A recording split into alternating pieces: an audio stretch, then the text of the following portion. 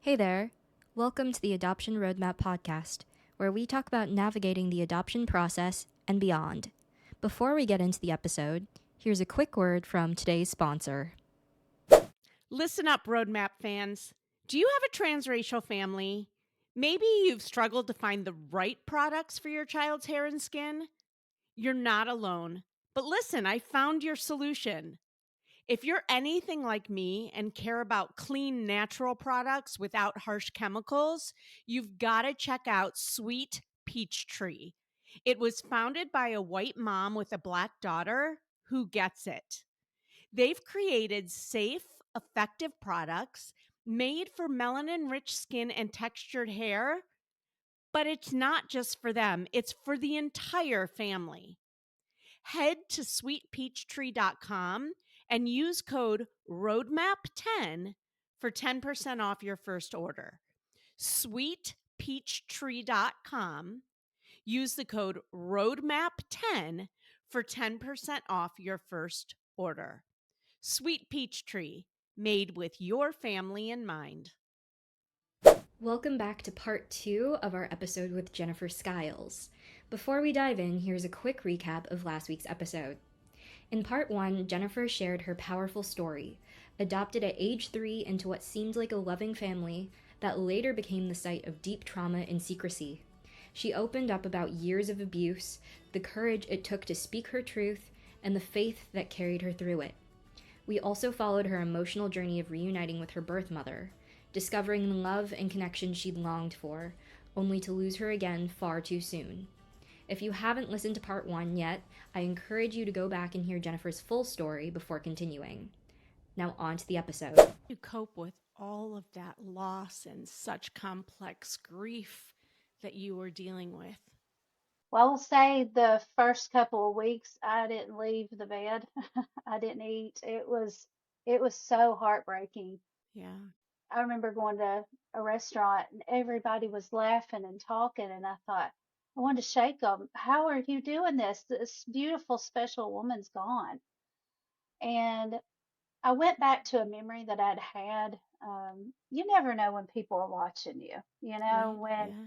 they're looking at your strength and that's in their memory bank and they pull from it later. So um, it had been a few years before Cheryl had passed away. A friend of mine at church, her husband had died of the flu. He had the flu, and they had a child they had adopted, and she had a brand new baby.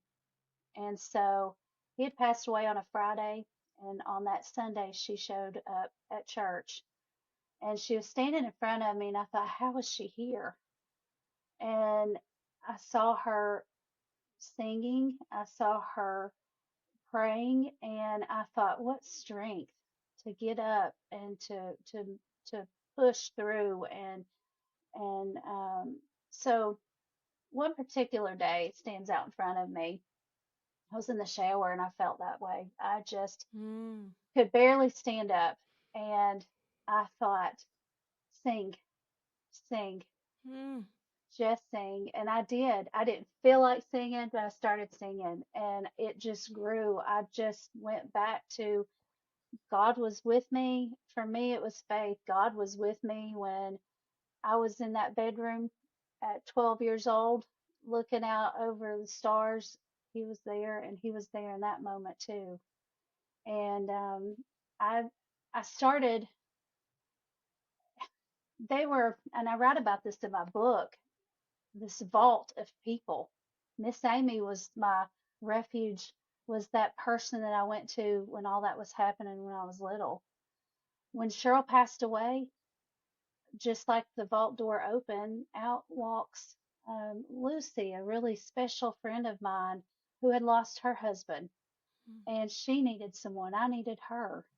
Um, friends. I had Luke and Nikki and all these beautiful people that came out that became family to me. And so that's what drove me. It was they helped me through that to work through the pain, and I had to acknowledge that it was okay to feel it and not push it down. Mm-hmm. And I will say this, there for a while, I mourned the very moments. I would replay every year on the day that the crash happened. What did I do at this time? This, her car hit this at this time, and I did that every time. And Cheryl liked bourbon, and so I would do a shot of bourbon for Cheryl, and Love that. and so and I would still just devastated. And my husband, Patrick, it was on the we had met, I think it was year 4 after her passing, and he saw the grief that I went through with that, and it came up to the anniversary date, and he said, "Let's take a little trip. Let's go on a trip." So we went to Memphis, and I had my shot of bourbon, was gonna take the shot of bourbon, was crying, and he said, "I got an idea. Let's do something different this year." And so Cheryl loved New Orleans. There's a bar in New Orleans. It's a Carousel bar, and I really feel like if she could be anywhere, that's where she's at. She's sitting at that Carousel bar. And he said, "The Mississippi River leads down to New Orleans."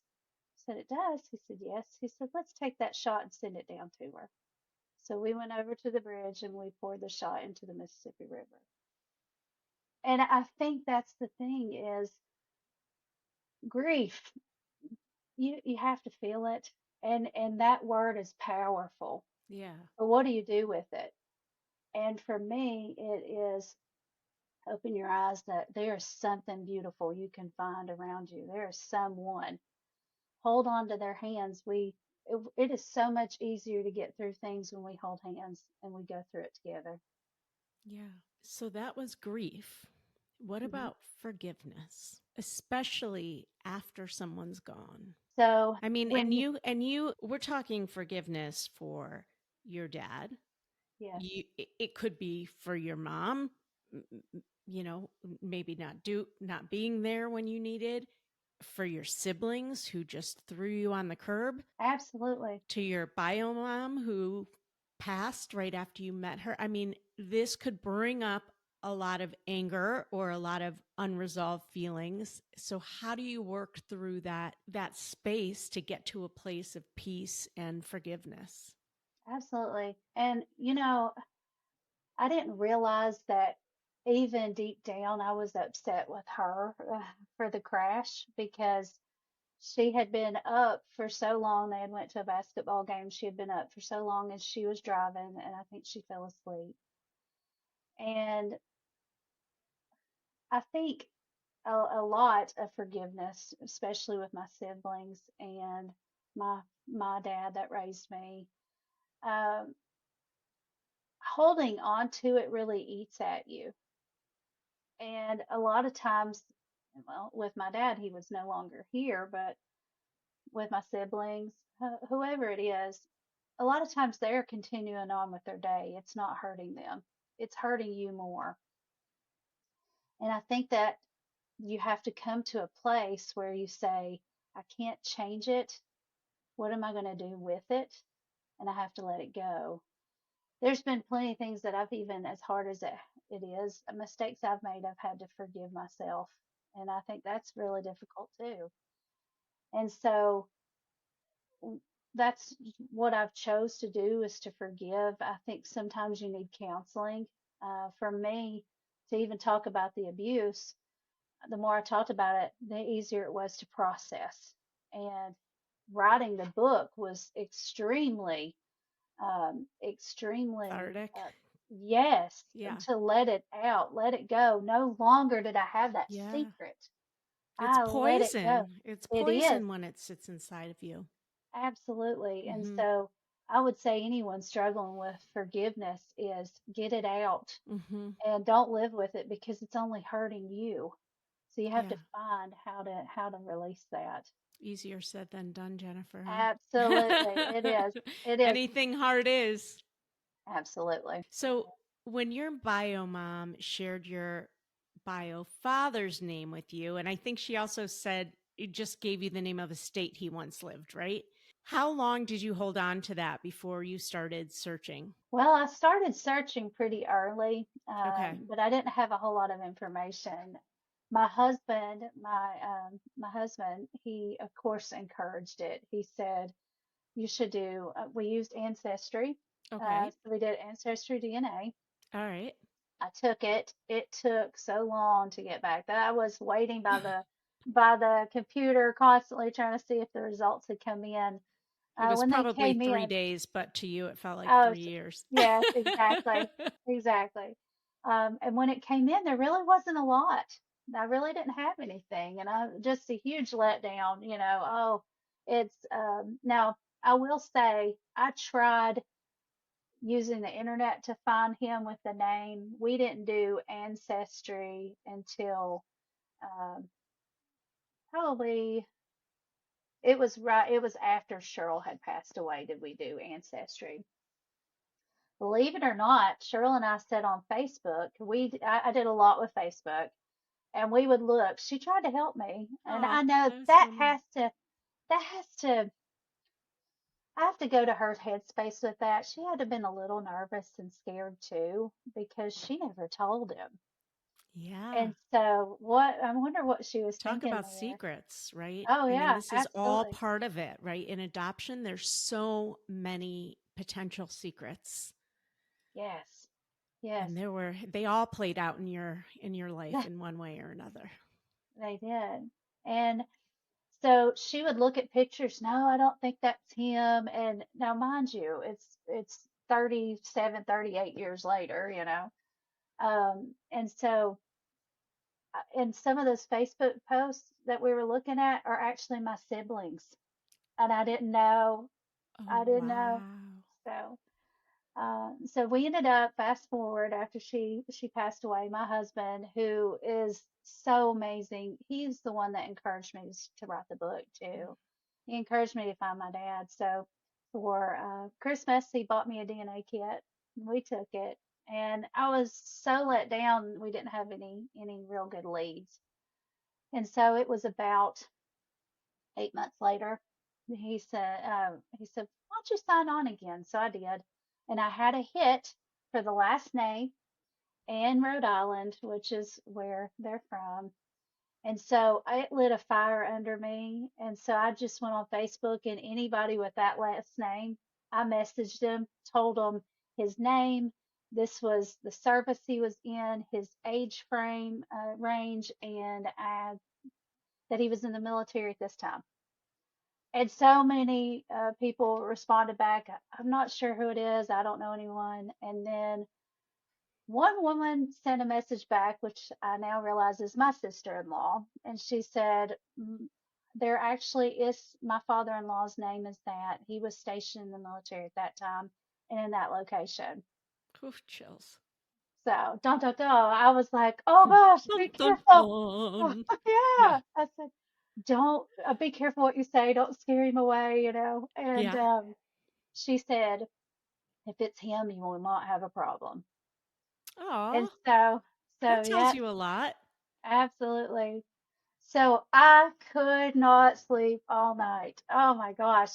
And in the middle of the night, about 3 o'clock in the morning, I woke up and I thought, oh no, I told them that her name was Cheryl Brown, but when she was, 19, it was Cheryl Myers.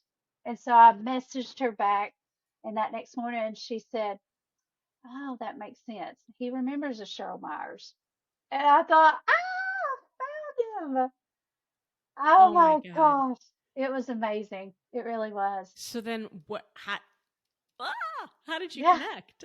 Like I'm feeling it with you all like you're there. Like it's so Oh, it was exciting. amazing. So he ended up, she said he would be texting me later that day. So he did. It was so polite. He said, Jennifer, I would love to call you. Is there a specific time that would be best for you? And I said 7 o'clock that night.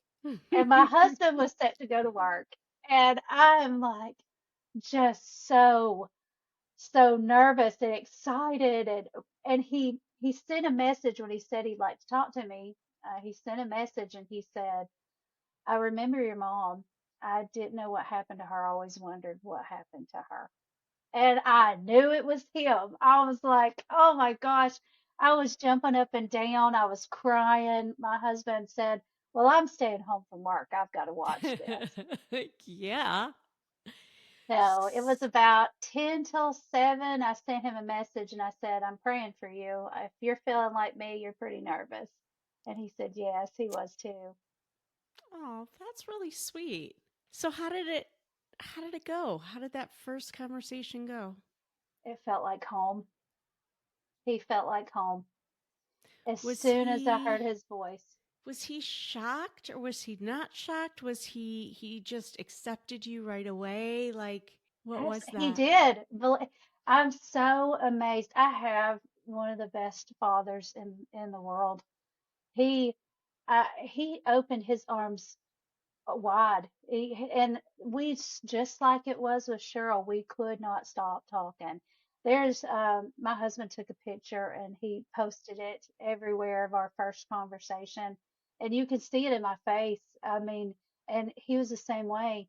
It was, how do we get caught up? And I told him, and we made a pact that night. We've lost enough time that we're going to talk every single day. And we, of course, did a paternity test, but we said it didn't matter. We weren't waiting for the paternity test. We are going to talk every day.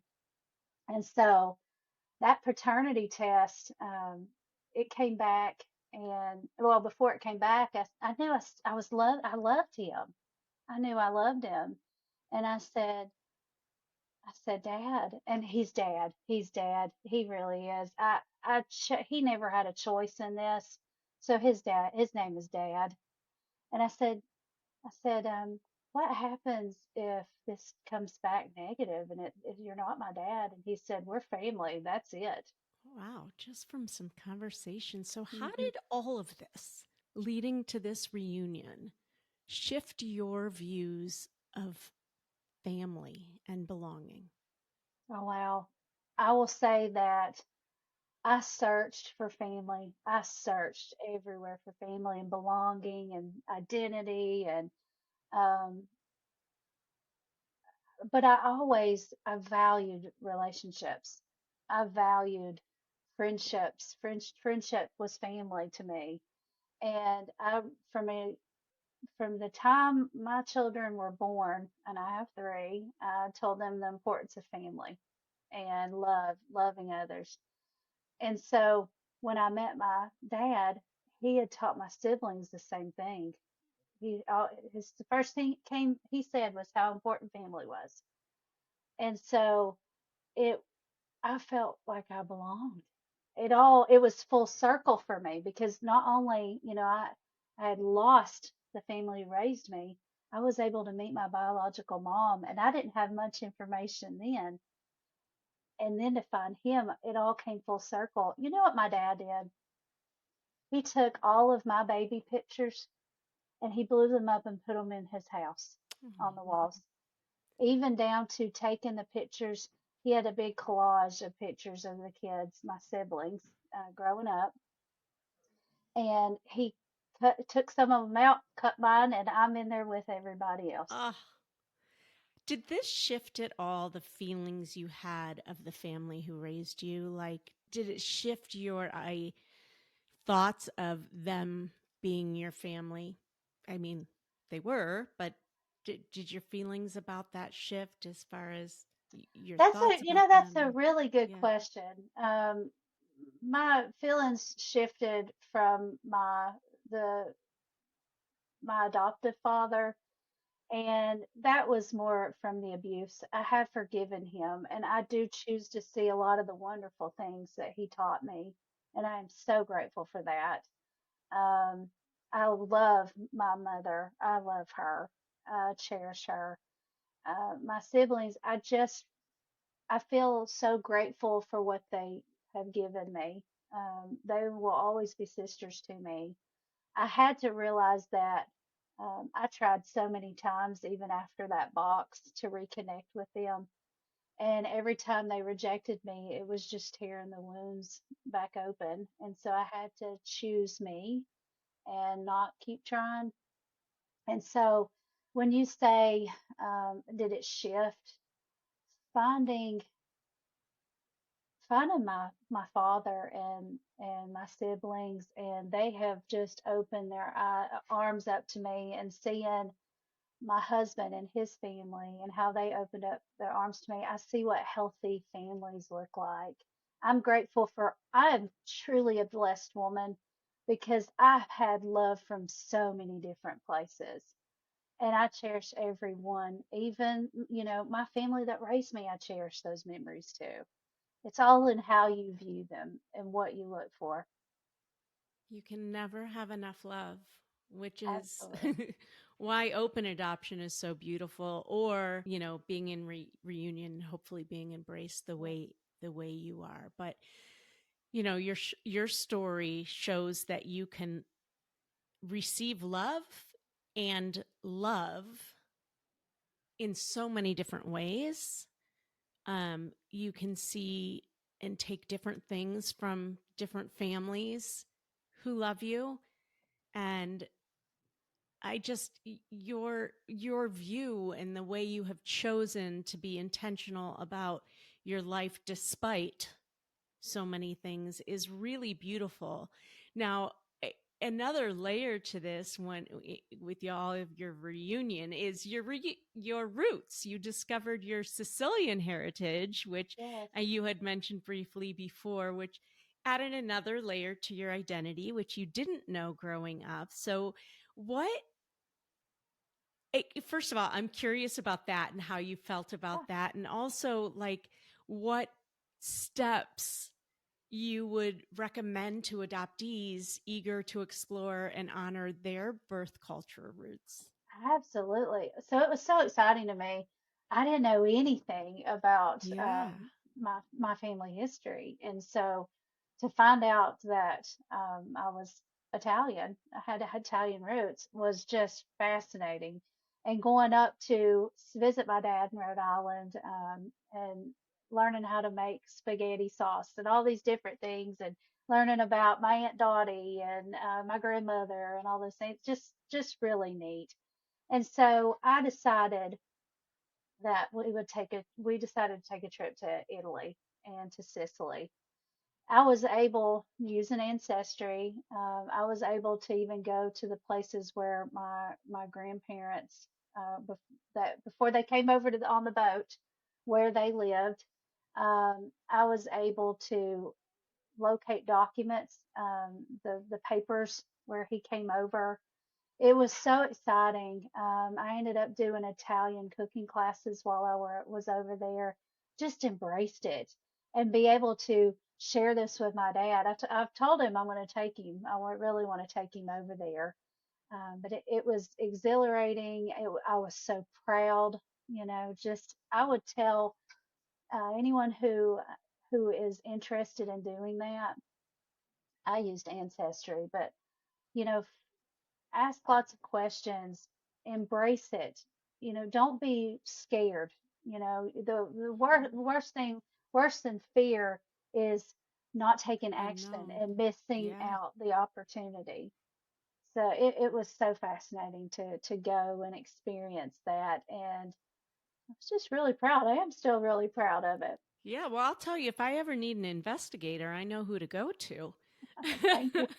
I will say this, before I would take ragu and whatever spaghetti sauce, throw it in a pot, and that was spaghetti sauce to me, and I loved it so good.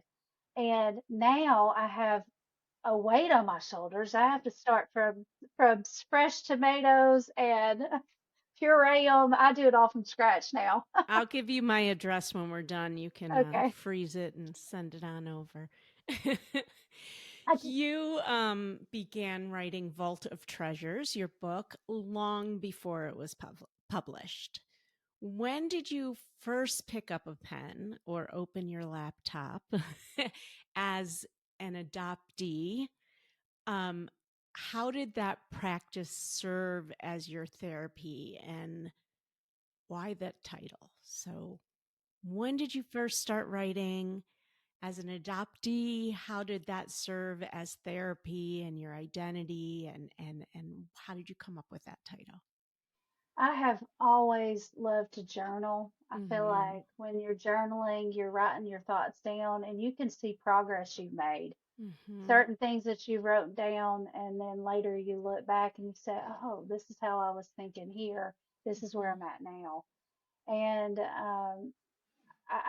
I've always loved that. I've always loved to encourage people, and even for myself to be understand myself more in writing. And so I felt like everyone that I would talk to about my story, everyone would say, you need to, that's fascinating. You need to write a book. You need to write a book. And then finally I thought, I can look at, if you just take some of the highlights, and there's a lot of pain in my story, but there's so much beauty too. And I wanted to take some of those hurts and turn it into something that would help someone else. And Mm-hmm. so it became my mission. As far as journaling, I absolutely feel like that was a healing process. And then turning that into writing a book was extremely therapeutic. Something I would like to add.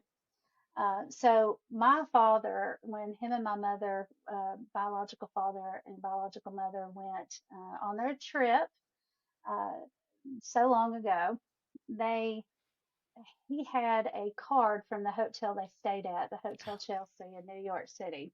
Okay. And Is for that where you some were reason, conceived? that was where I was Is conceived. that where the deed was done? That is exactly. My husband said we need to go to the hotel, and I said, well, we may look at it from the outside. I don't know yet. So, but he actually kept the card from the hotel that night. It was a little What? soap card. He threw it in his bag. He said he had no idea why he kept it. This is a 19-year-old boy that kept this card. And how old was he today? Oh, my dad is 68 now. So he And still so, had this card yes, and he so knew where it was. yes, What? when we were talking, one of the first conversations we were talking, he said, I have a card from that hotel. He said, I have no idea why I kept it all these years. No idea. I feel like he kept it to show me I mattered. A Even hundred though percent. he didn't know about me, but somewhere he knew. It was divine And intervention. it was. And so when my birthday, we found out he was my father Mm. on Father's Day, and he Oh sent my me, gosh, I yeah, love this. yeah, on email. My husband read it like Maury Povich. The father is, Like more and poop. yeah, and so my dad sent it to me in with a birthday card and flowers, and it Oh, said, the birthday card said, it's a girl. I open it up and there's the card. It's all tattered. I still have it. I I love it. love this man.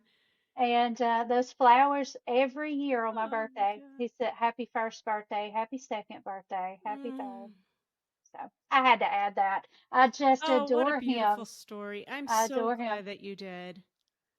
And you know, it, I am sure that as you were writing your book, going back and reading your journals, I'm sure there was a lot of painful moments. Yes. Journaling is so powerful.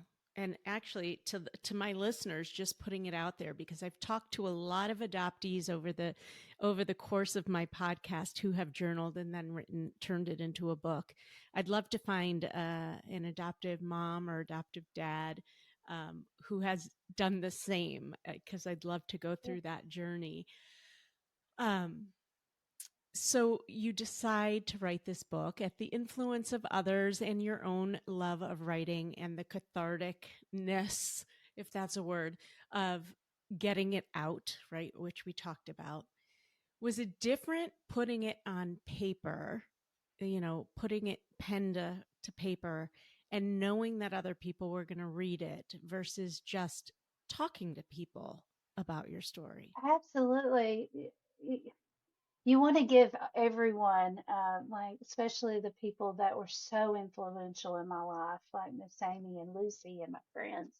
I wanted to really express how much they meant to me.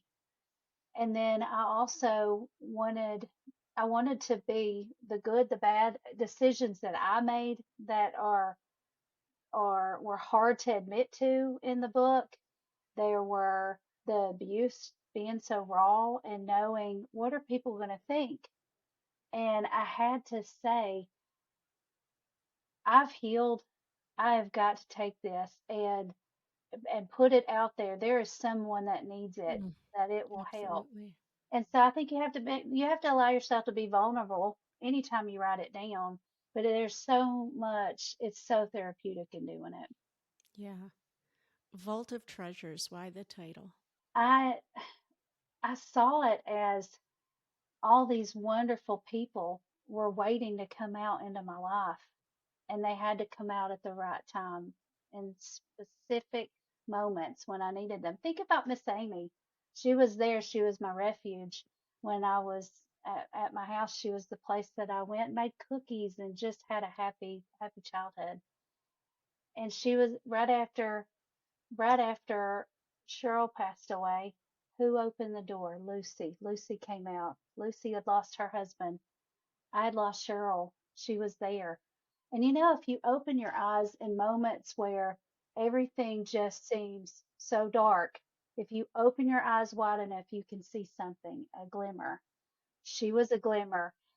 One day at work, I had was missing my mom so much, and a woman came in and she brought cookies, and she handed me my mom's favorite color was lime green. She handed me a lime green iced cookie that said Cheryl's Cookies. You just have to open your eyes. You'll I mean, see. You see little that's right. nuggets. I mean, I have tears in my eyes right now. It's just, what a beautiful message that is. Like, what a beautiful lesson Hmm. that everybody should really listen to. L- Keep your eyes open. Look for those signs. Look for those people. Every people are there when you need them. Yes, If you can see it. yes. And you can use situations to turn you bitter Hmm. or more compassionate. And It's you a have to choice. you have to push to compassion. If you don't, you'll miss those people in your vault that are waiting to come out. And it's not to say you shouldn't feel the feelings. Yes, They are real absolutely. and you do They need are. to work through them. And it's a choice what you do with that. Yes, absolutely. So, publishing such a personal memoir can feel really risky. 12 months in, right? Is that when is that how Well, long it's been since you published it? it was released on April the 10th, and right around that time, Okay. I got brain encephalitis. I got diagnosed with brain encephalitis. So that took me a step back, but What does that uh, mean? I remember we were supposed to record this earlier and yes, you had to reschedule. What is brain encephalitis? a brain infection. It was a brain infection, How do you get an and infection so in your rare. brain? It 1 in 300,000 people will get it. Well, So you are the lucky one. lucky, yeah, lucky one. What? But it taught me so much too.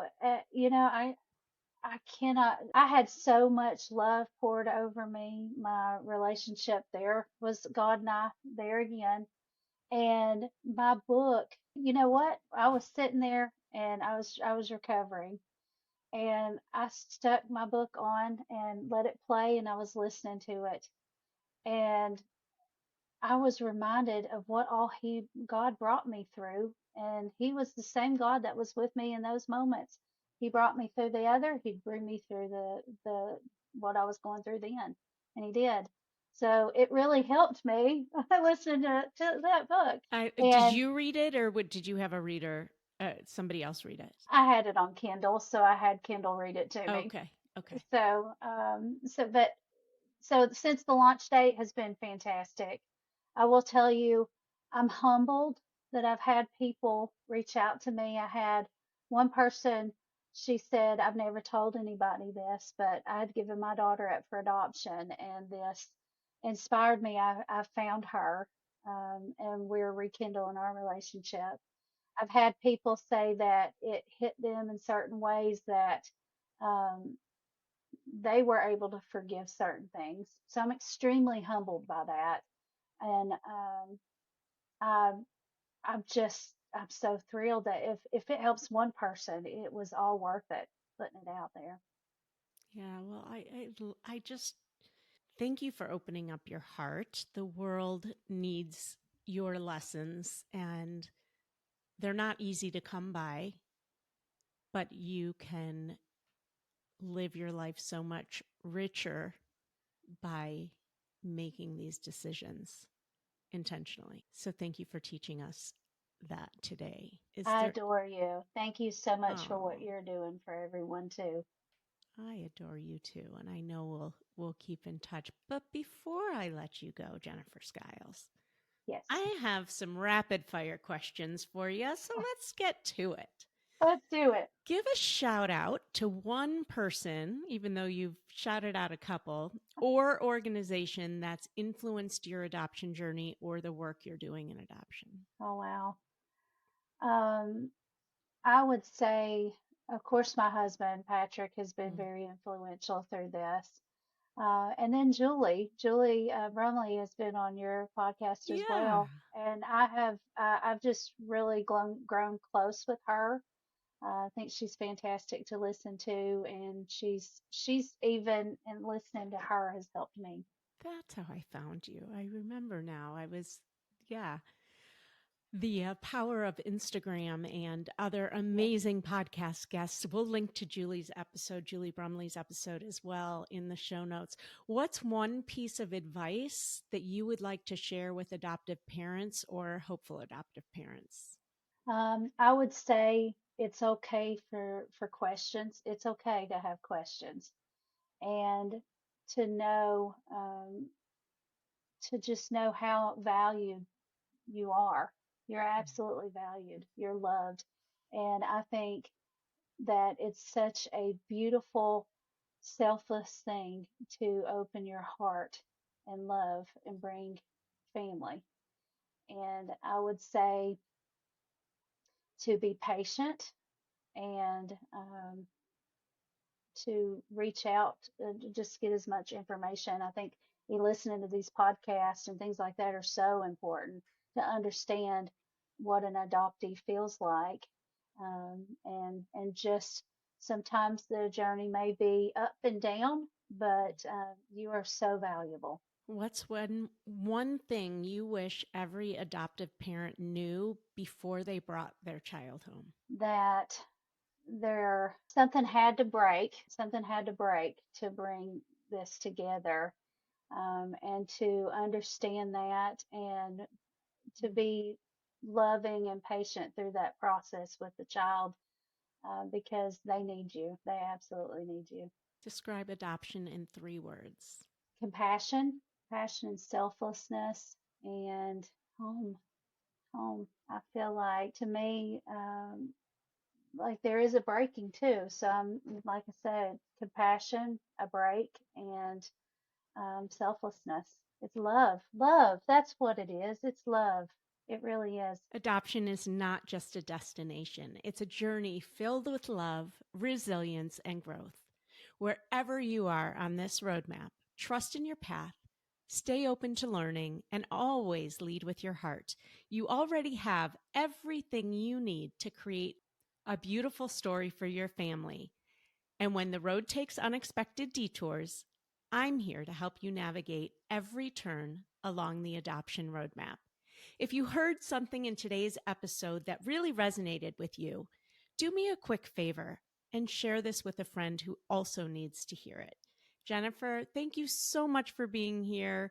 Your lessons are so important for others to hear and have land on their hearts. I appreciate you being here.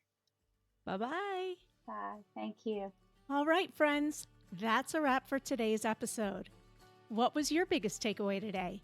If you found this conversation valuable, inspiring, or even just entertaining, I'd love for you to leave a 5-star rating and review. That's how more people find this show and how we spread education and support across the adoption community.